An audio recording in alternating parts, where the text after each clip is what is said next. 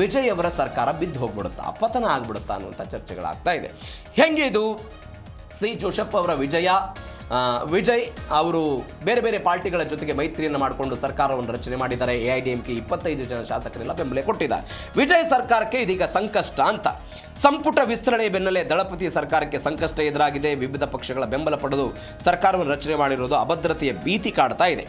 ಎಡಪಂಥೀಯ ಪಕ್ಷ CPI-M ಕಠಿಣ ಎಚ್ಚರಿಕೆ ಕೊಟ್ಟಿದೆ. ತನ್ನದೇ ಮಿತ್ರ ಪಕ್ಷಗಳಿಂದ ಸರ್ಕಾರಕ್ಕೆ ದೊಡ್ಡ ಕಂಟಕ ಎದುರಾಗ್ತಾ ಇದು. ಬೆಂಬಲವನ್ನು ವಾಪಸ್ ಪಡಿತೀವಿ ಅಂತೆಲ್ಲ ಅವರು ಹೇಳಿದ್ದಾರೆ. CPM ಹೇಳಿದೆ ಬೆಂಬಲವನ್ನು ವಾಪಸ್ ಪಡಿತೀವಿ, ಸುಭದ್ರ ಆಡಳಿತದ ಭರವಸೆಯನ್ನು ಕೊಟ್ಟಿದ್ರೆ ಅದು ಆಗ್ತಾ ಇಲ್ಲ ಅನ್ನುವಂಥದ್ದು ರೀತಿಯಲ್ಲಿ ಅವರೆಲ್ಲ ಹೇಳ್ತಿರೋದು.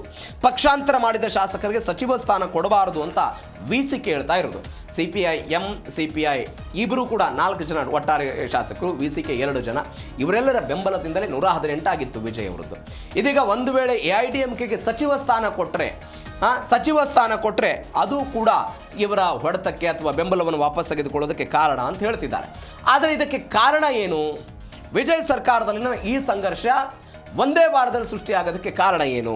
ತಮಿಳುನಾಡು ಸರ್ಕಾರದ ಸಂಪುಟ ವಿಸ್ತರಣೆ ಮತ್ತು ಸೈದ್ಧಾಂತಿಕ ಸಂಘರ್ಷ.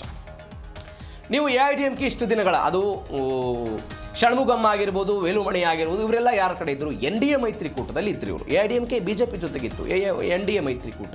ಹೀಗಾಗಿ ಅವರು ಸೈದ್ಧಾಂತಿಕವಾಗಿ TVK ಜೊತೆಗೆ ಭಿನ್ನಾಭಿಪ್ರಾಯಗಳನ್ನು ಹೊಂದಿದ್ದಾರೆ. CPI ಮತ್ತು CPI-M ಎನ್ನುವಂಥ 2 ಪಕ್ಷಗಳು ಕಮ್ಯುನಿಸ್ಟ್ ಪಾರ್ಟಿಗಳು. VCKಯು ಕೂಡ ಇದರ ತದ್ವಿರುದ್ಧವಾಗಿ ಸಿದ್ಧಾಂತವನ್ನು ಹೊಂದಿರೋದು. ಹೀಗಾಗಿ AIADMKಗೆ ಯಾವುದೇ ಕಾರಣಕ್ಕೂ ಸೈದ್ಧಾಂತಿಕ ಕಾರಣಕ್ಕಾಗಿ ಅವರಿಗೆ ಅವಕಾಶವನ್ನು ಕೊಡಬಾರದು, ಸ್ಥಾನವನ್ನು ಕೊಡಬಾರದು ಸಂಪುಟದಲ್ಲಿ ಅವರು ಹೇಳ್ತಾ ಇರೋದು. ವಿರೋಧ ಪಕ್ಷವನ್ನು ಸರ್ಕಾರದೊಳಗೆ ತರುವುದು ಆತ್ಮಹತ್ಯೆ ನಡೆ ಅಂತ CPM ಹೇಳ್ತಾ ಇದೆ.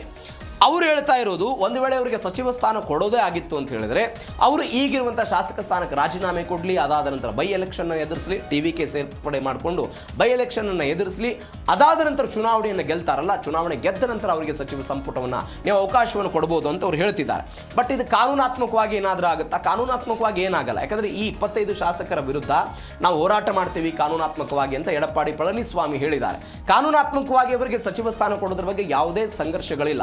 ಯಾಕಂದ್ರೆ ಒಬ್ಬ ಸ್ಪೀಕರ್ ಎದುರುಗಡೆ ಈ ಪ್ರಕರಣ ಇದ್ದಾಗಲೂ ಕೂಡ ಅದನ್ನು ಮುಂದಿಟ್ಟುಕೊಂಡು ಸಚಿವ ಸ್ಥಾನ ಕೊಡಬಾರದು ಅಂತ ಯಾವುದೇ ಕಾರಣಕ್ಕೂ ಅದು ತಪ್ಪು ಅಂತ ಸುಪ್ರೀಂ ಕೋರ್ಟ್ ಈ ಹಿಂದೆ ಅನೇಕ ಬಾರಿ ಪ್ರಕರಣಗಳಲ್ಲಿ ಇದೆ. ಹೀಗಾಗಿ ಕಾನೂನಾತ್ಮಕವಾಗಿ ಏನು ತೊಂದರೆ ಇಲ್ಲ. ಆದರೆ ಮಿತ್ರ ಪಕ್ಷಗಳ ಪೈಪೋಟಿ ಇರೋದು, ಮಿತ್ರ ಪಕ್ಷಗಳ ಭಿನ್ನಾಭಿಪ್ರಾಯ ಇದಕ್ಕೆ ಸಂಘರ್ಷಕ್ಕೆ ಕಾರಣ ಅಂತ ಸದ್ಯಕ್ಕೆ ಬರ್ತಾ ಇರುವಂತಹ ಡೀಟೇಲ್ಸ್. ಮತ್ತೊಂದು ಬೆಳವಣಿಗೆ, ತಮಿಳುನಾಡಲ್ಲಿ CM ವಿಜಯ್ಗೆ ರಾಜಕೀಯ ಪರೀಕ್ಷೆ. ಮೊದಲ ಬಾರಿಗೆ ಗೆದ್ದು ಮೊದಲ ಬಾರಿಗೆ ಮುಖ್ಯಮಂತ್ರಿ ಆಗಿದ್ದಾರೆ. ಮೊದಲ ಬಾರಿಗೆ ಪಾರ್ಟಿಯನ್ನು ಕಟ್ಟಿ ಮೊದಲ ಬಾರಿಗೆ ಅದನ್ನು ಅಧಿಕಾರಕ್ಕೆ ತಂದಿರೋದು ಕೇವಲ 2 ವರ್ಷಗಳಲ್ಲಿ. ತಮಿಳುನಾಡು ವಿಧಾನಸಭಾ ಚುನಾವಣೆಯಲ್ಲಿ ಗೆದ್ದರು, 108 ಸ್ಥಾನ ಆಯಿತು. ಕಾಂಗ್ರೆಸ್ 5 ಸಪೋರ್ಟ್ ಆಯಿತು. ಬೇರೆಯವರೆಲ್ಲ ಸಪೋರ್ಟ್ ಮಾಡಿದ್ದಕ್ಕೆ 144 ಶಾಸಕರ ಬೆಂಬಲ ಇದೆ. ಆದರೆ AIADMK ಒಳಗಿನ ಒಳ ಜಗಳದ ಲಾಭವನ್ನು ಪಡೆದು ಬಂಡಾಯದ ಬಣ ಏನಿತ್ತು 25 ಜನ, 47ರ ಪೈಕಿ 25 ಜನ ಬಂದು ನಾವು ನಿಮ್ಗೆ ಸಪೋರ್ಟ್ ಮಾಡ್ತೀವಿ ಅಂತ ಅವರೆಲ್ಲ ಸಪೋರ್ಟ್ ಮಾಡಿದರು. ಮತದಾನದ ಸಮಯದಲ್ಲಿ TVKಗೆಲ್ಲ ಸಪೋರ್ಟ್ ಮಾಡಿ ಸರ್ಕಾರಕ್ಕೆ ಓಕೆ ಅಂತೆಲ್ಲ ಹೇಳಿದರು. AIADMK ಒಂದು ಬಣ ವಿಜಯ್ಗೆ ಬೆಂಬಲ ನೀಡಿದಾಗಿನಿಂದ ಸರ್ಕಾರ ಭದ್ರ ಆಯಿತು. SP ವೇಲುಮಣಿ ಮತ್ತು CB ಷಣ್ಮುಗಂ ನೇತೃತ್ವದ 25 ಜನ ಶಾಸಕರು, 32 ಜನ ಬಂದಿದ್ರೆ ಯಾವುದೇ ಕಾನೂನಾತ್ಮಕವಾಗಿ ಅವ್ರಿಗೆ ಏನು ಸಮಸ್ಯೆ ಆಗ್ತಿರಲಿಲ್ಲ. ಬಟ್ 7 ಜನ ಸಂಖ್ಯೆ ಕಡಿಮೆ ಇದೆ. ಆದರೆ ಅವರು ಕಾನೂನಾತ್ಮಕವಾಗಿ ಹೆಂಗೆ ತೆಗೆದುಕೊಂಡು ಹೋಗ್ತಾರೆ ಅದು ಅವ್ರ ಪಾರ್ಟಿಗೆ ಬಿಟ್ಟಂಥ ವಿಚಾರ. ಬಟ್ ವಿಜಯ್ ಸರ್ಕಾರ ಮಾತ್ರ ಸದ್ಯಕ್ಕೆ ಸುಭದ್ರ ಅಂತ. ಇವರು ಒಂದು ವೇಳೆ AIADMK ಅವರು ಈ ಸ್ಪೀಕರ್ ಅವರ ನೇತೃತ್ವದಲ್ಲೆಲ್ಲ ಬಂದು ಪ್ರಕರಣ ಇತ್ಯರ್ಥ ಆಗಿ ಇವರು ಅನರ್ಹ ಅಂತ ಏನಾದರೂ ಘೋಷಣೆ, ವಿಪ್ಪನ್ನು ಉಲ್ಲಂಘನೆ ಮಾಡಿದ್ದಾರೆ, ಇವರು ಅನರ್ಹ ಅಂತ ಏನಾದರೂ ಆದರೂ ಕೂಡ ಇವರಿಗೆ ಸಪೋರ್ಟ್ ಏನಿದೆ ಅಲ್ಲ, CPI-M ಆಗಿರ್ಬೋದು, VCK ಆಗಿರ್ಬೋದು, ಕಾಂಗ್ರೆಸ್, ಈ ಸಪೋರ್ಟ್ ಸಹಜವಾಗಿರುತ್ತೆ. ಅವ್ರಿಗೆ ಬೇಕಾಗಿರುವಂಥ ಬೇಡಿಕೆನೂ ಅದೇ. ಯಾವುದೇ ಕಾರಣಕ್ಕೂ AIADMKಯ ಶಾಸಕರು TVK ಸರ್ಕಾರದಲ್ಲಿ ಮಂತ್ರಿಗಳಾಗಬಾರದು. ಅವರು ಪಕ್ಷಾಂತರ ಅಥವಾ ನಾಳೆ ಖರೀದಿ, ಕುದುರೆ ವ್ಯಾಪಾರ ಆಗ್ಬೋದು, ಇವೆಲ್ಲವೂ ಕಾರಣಗಳನ್ನು ಅವರು ಕೊಡ್ತಾ ಇದ್ದಾರೆ. ಹೀಗಾಗಿ ಇದು ಆಗಬಾರದು ಅನ್ನೋ ಕಾರಣಕ್ಕಾಗಿ ಅವರು ಸಚಿವ ಸ್ಥಾನ ಕೊಡಬಾರದು ಅಂತ ಈ ಎಲ್ಲ ಮಿತ್ರ ಪಕ್ಷಗಳ ಬೇಡಿಕೆ ಆಗಿದೆ. ಹೀಗಾಗಿ ಅವರ ಸರ್ಕಾರ ಸದ್ಯಕ್ಕೆ ಸುಭದ್ರ ಆಗಬಹುದು, ಅವರೆಲ್ಲ ಹಿಂದೆ ಹೋದರೂ ಕೂಡ ಅನ್ನೋದು ಸದ್ಯಕ್ಕಿರುವಂಥ ಪ್ರಶ್ನೆ. ಬಟ್ ಈ ರಾಜಕೀಯ ಪರೀಕ್ಷೆಯನ್ನು ಅವರು ಹೆಂಗೆ ಎದುರಿಸ್ತಾರೆ ವಿಜಯ್ ಅವರನ್ನು ಸದ್ಯಕ್ಕಿರುವಂಥ ಕುತೂಹಲ. CM ಕುರ್ಚಿಗೆ ತಕ್ಷಣಕ್ಕೆ ಅಪಾಯ ಇಲ್ಲ ಅನ್ನುವಂಥ ಸುದ್ದಿ ಇದೆ. ಹೆಂಗೆ ಎಡಪಕ್ಷಗಳು ಬೆಂಬಲವನ್ನು ವಾಪಸ್ ಪಡೆದ್ರು ಕೂಡ ವಿಜಯ್ ಕುರ್ಚಿ ಸೇಫ್ ಆಗಿರುತ್ತೆ. ನಾನು ಆವಾಗಲೇ ಹೇಳಿದೆ ಯಾರ್ಯಾರ ಸಪೋರ್ಟ್ ಇರುತ್ತೆ ಅದೆಲ್ಲ ಇರುತ್ತೆ. AIADMK ಬಂಡಾಯ ಬಣ್ಣದ 25 ಜನ ಜೊತೆಗಿದ್ರೆ ನಾವು ಸುಭದ್ರವಾಗಿರ್ತೇವೆ ಅಂತ. ಈ AIADMK ಈ ಬಂಡಾಯ ಬಣ್ಣದ್ದೇನಿದೆ ನಮ್ಮ ರಾಜಕಾರಣ DMK ವಿರುದ್ಧ ಇದೆ. ನಾವು ಅವ್ರ ಜೊತೆಗೆ ಅವ್ರ ವಿರುದ್ಧವಾಗಿ ನಾವು ರಾಜಕಾರಣ ಮಾಡ್ಕೊಂಡು ಬಂದಿದ್ದೀವಿ, ಹೀಗಾಗಿ ನಾವು TVK ಜೊತೆಗೆ ಬಂದಿದ್ದೀವಿ ಅಂತ. ಹೀಗಾಗಿ ಮತ್ತಷ್ಟು ಅವರು ಗಟ್ಟಿಯಾಗಿ ನಿಲ್ಲಬಹುದು ಅಂತ AIADMKಗೆ ಸಚಿವ ಸ್ಥಾನ ನೀಡಿದರೆ ಎಡಪಕ್ಷಗಳು ನಾವು ಬೆಂಬಲವನ್ನು ವಾಪಸ್ ಪಡೆದುಕೊಳ್ತೀವಿ ಅಂತೆಲ್ಲ ಹೇಳಿದ್ದಾರೆ. CM ಜೋಸೆಫ್ ವಿಜಯ್ ನಿರ್ಧಾರದ ಮೇಲೆ ಎಲ್ಲವೂ ಕೂಡ ಅವಲಂಬಿತ ಆಗಿರುವುದು.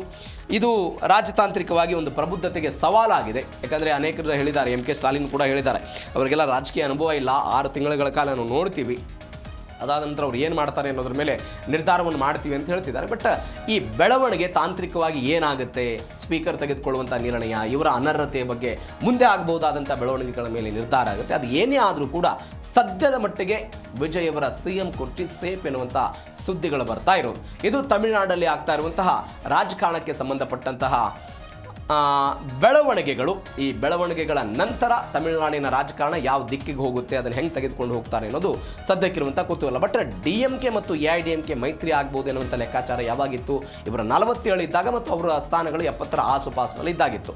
ಆದರೆ AIADMKಗೆ ಒಡೆದು 2 ಬಣಗಳು, ಎಡಪ್ಪಾಡಿ ಪಳನಿಸ್ವಾಮಿ, ವೇಲುಮಣಿ ಮತ್ತು ಷಣ್ಮುಗಂ ಅವರ ಬಣ ಆಗಿರೋ ಕಾರಣಕ್ಕಾಗಿ ಆ ಸಾಧ್ಯತೆಗಳು ಕಡಿಮೆ.